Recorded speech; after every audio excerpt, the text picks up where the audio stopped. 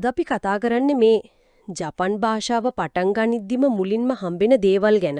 අර ආචාර කරන විදි, කෙනෙක්ව දවසේ මුලින්ම හම්බුනම කොහොමද කතා කරන්නේ, සුබ පතන්නේ කියන එක අපි මේකට පාවිච්චි කරන්නේ ඉරදොරි කියන අර ආරම්භක පාඩම් මාලාව. තියෙන ඒකේ පළවෙනි පාඩමෙන් ගත්ත ටිකක්. බලමු නේද මේ පොඩි වචන ටික කොච්චර වැදගත්ද කියලා. ඇත්තටම ඕනම භාෂාවක් ඉගෙන ගනිද්දි අර ආචාර කරන විදි ඒ වචන එහෙම ඒව හරියට සංස්කෘතියට දොරටුවක් වගේ තමයි.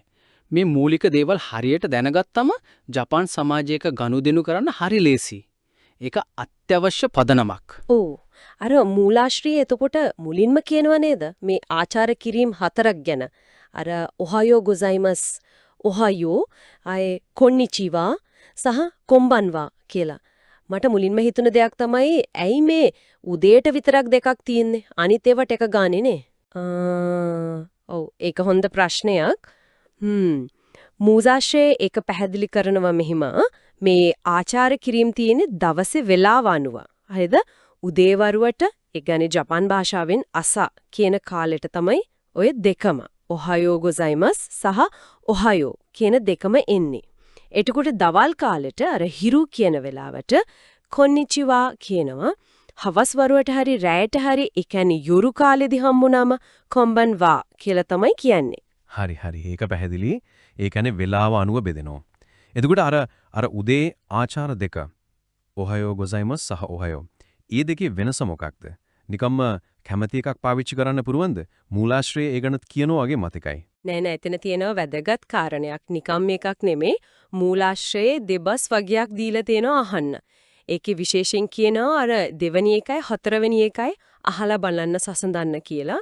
එතකොට තේරෙනවා ඔහායෝ ගොසයිමස් කියන එක අර ඔහායෝ කියනවට වඩා විනීතයි ගෞරවාන්විතයි පොලයිට් කියන එක.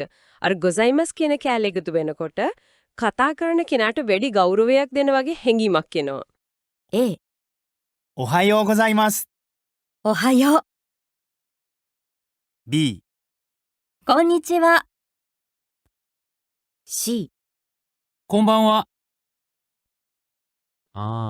හරි. ඒ කියන්නේ මේක නිකම්ම වෙලාව විතරක් බලලා හරියන්නේ නැහැ. කතා කරන්නේ කාටද? වැඩිහිටියෙක්ටද? ලොක්කෙක්ටද? එම් නැත්නම් යාළුවෙක්ද වගේද? ඒකත් බලපානවා. එතකොට ටිකක් විධිමත් තැනකදී එච්චර අඳුරන්නේ නැති කෙනෙක්ට එහෙම කතා කරද්දී අර ගොසයිමස් දාන එක තමයි හරි නේද? හරියටම හරි. ඔව්. ජපාන් සංස්කෘතියේ ඔය කාරණේ කියන්නේ අර කතා කරන කෙනා අවස්ථාව අනුව භාෂාව වෙනස් වෙන එක මුල්ම ආචාරින් ධම්ම පේනවා.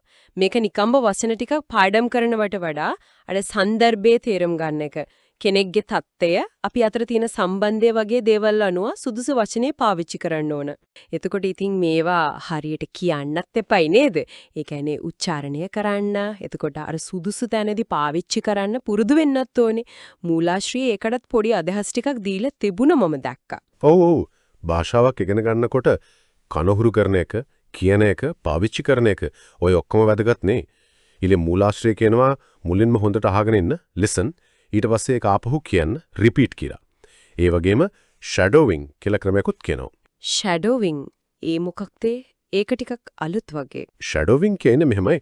අර රෙකෝඩ් කරපු දෙබසක් හරි වාක්‍යයක් හරි අහන ගමන්ම ඒ කියන කෙනත් එක්කම වගේ පොඩ්ඩක් පස්සෙන් ඒ විදිහටම කියන එක.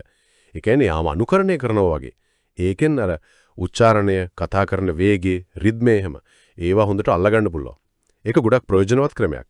ඊට අමතරව අර දීලා තියෙන පින්තූර බලලා ඒ අවස්ථාවට ගැලපෙන ආචාර්ය මොකක්ද කියලා තෝරලා කියන එකත් practice using illustrations හොඳ පුහුණුවක් කියලාත් කියනවා.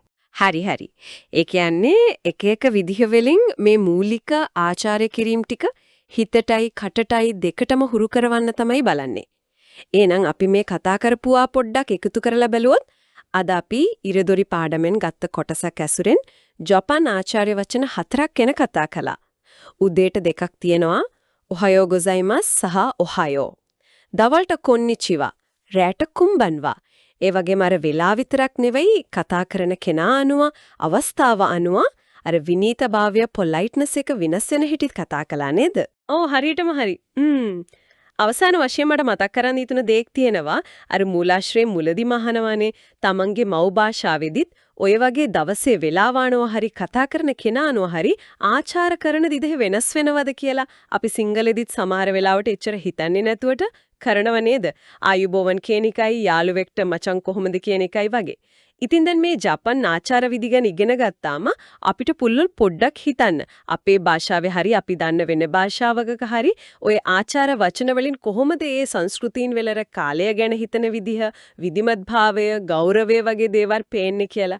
නිකම්ම සුපෝදෑසනක් කියනවට වඩා කොච්චර ගැඹුරක් මේ වචන පිටිපස්සේ තියෙන පුරවන්ද කියන එක ඒ ගැන හිතන එකත් රසවත් අත්දැකීමක් වෙන්න පුරවා. අපි අදට ගෙනියන්න නම් ඊළඟ පාඩමෙන් හමු වෙමු. YouTube channel එක subscribe කරන්න.